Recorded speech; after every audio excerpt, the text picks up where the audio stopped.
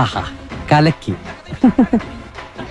ഏയ് ലുക്ക് സാനു, നമ്മുടെ ഈ ഫ്രണ്ട്ഷിപ്പ് എന്റെ ഏട്ട കണ്ട ഞെട്ടുട്ടോ. കള്ളി. ഇതൊക്കെയായിരുന്നു അവന്റെ സ്വപ്നങ്ങൾ. പക്ഷേ അതിനുവേണ്ടി അധ്വാനിക്കാനൊന്നും അവൻ തയ്യാറായിരുന്നില്ല. അലസൻ, കുഴിമടിയ.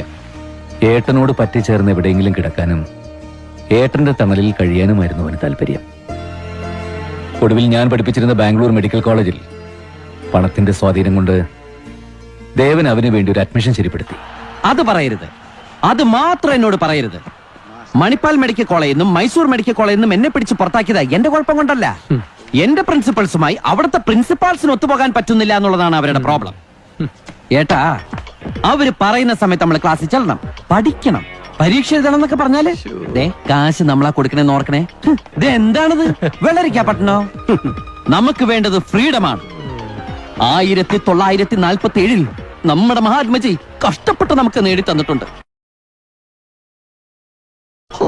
ഉപ്പ് സത്യാഗ്രഹവും ദണ്ഡിയാത്രയും ഉദ്ദേശിച്ചത്. ഇടാ, മരിച്ചുപോയ നമ്മുടെ അച്ഛന്റെ ആഗ്രഹമായിരുന്നു എന്നെ ഒരു ഡോക്ടർ ആക്കണമെന്ന്.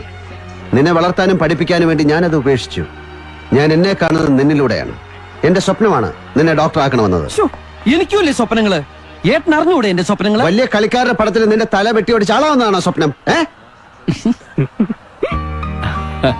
എന്റെ ദേവ, ഒരു ഡോക്ടർ ആവാനുള്ള പേഷ്യൻസ് അവനില്ല. എടാ, ഡോക്ടർ ആയിട്ടല്ലേ പേഷ്യൻസ് ഉണ്ടാവുക. അയ്യോ, പേഷ്യന്റ് അല്ല, പേഷ്യൻസ്, ക്ഷമ. നീ വിചാരിച്ചാലേ അതൊക്കെ അവനുണ്ടാവും. നിന്നെ അവന് വലിയ പേടിയാ. ഉവ്വ് പേടി. എനിക്ക് അവനെ പേടി. പിന്നെ നീ ഒരു കാര്യം അവനോട് പറഞ്ഞേക്കണം. ദേവി ഇത് ഇവിടെ വന്നെ പാക്കരാ പാക്കരാന്ന് വിളിക്കരുതെന്ന്. വിളിക്കില്ല, ഉറപ്പ്. പിന്നെ പാക്കര, നിന്റെ 2 കണ്ണ് എപ്പോഴും അവന്റെ മേലുണ്ടാവണം കേട്ടോ. അപ്പൊ എന്റെ ആവശ്യത്തിന് ആര് കണ്ണു തരും? പാക്കര, എന്റെ വേദന നിനക്ക്. എന്റെ ദേവ, ഇത് നീ എന്നോട് 1000 വട്ടം ആവർത്തിച്ച കാര്യല്ലേ? നീ നിന്റെ അനുജൻ ഇങ്ങോട്ട് അയക്കുന്നു, തല്ലിപ്പഴിപ്പിച്ചൊരു ഡോക്ടറാക്കി ഞാൻ അങ്ങോട്ട് അയക്കുന്നു. പോരെ? മതി, ഓക്കെ.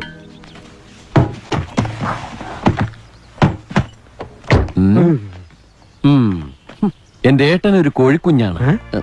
അയ്യോ, അതെ, എന്താന്നറിയോ, തള്ളക്കോഴി കോഴിക്കുഞ്ഞുങ്ങൾ നോക്കും പോലെ നിങ്ങൾ എന്റെ ഏട്ടനെ നോക്കണം. ഞാനില്ലാത്ത എന്റെ വിടവ് നിങ്ങൾ വേണം നികത്താൻ.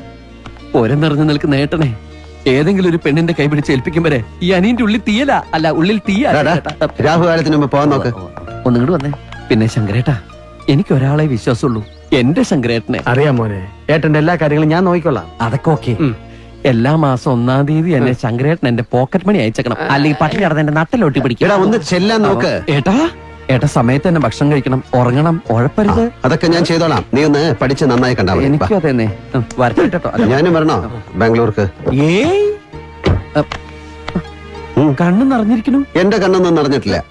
നിറഞ്ഞു കണ്ണീര് ഒളിപ്പിച്ചു വെക്കാ. എന്താ ഇത് കൊച്ചുകുട്ടികളെ പോലെ?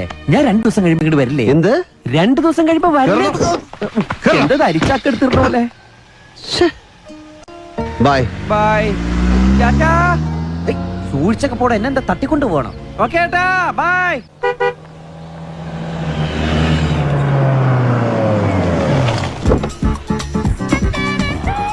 നല്ല റിസോർട്ട് പോലെ അടിച്ചു പൊളിക്കാൻ പറ്റിയ സ്ഥലം.